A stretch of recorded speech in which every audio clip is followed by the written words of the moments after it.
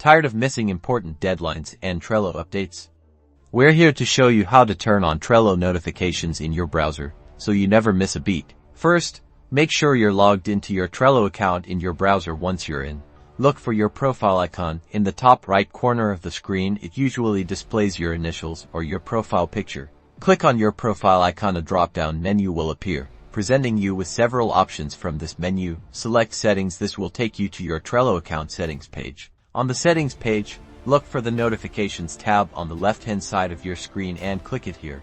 You'll find all the options related to how Trello sends you updates. Scroll down until you see Browser Notifications. You'll see a button that says Enable Browser Notifications. Click on it. Your browser will then ask for permission to show notifications from Trello. Click Allow in the prompt that appears. This grants Trello permission to send notifications directly to your browser. And that's it. You've successfully enabled browser notifications for Trello. Now you'll receive real-time updates right in your browser, keeping you on top of your tasks and deadlines. Give this video a like if you found it helpful, and subscribe for more Trello tips and tricks.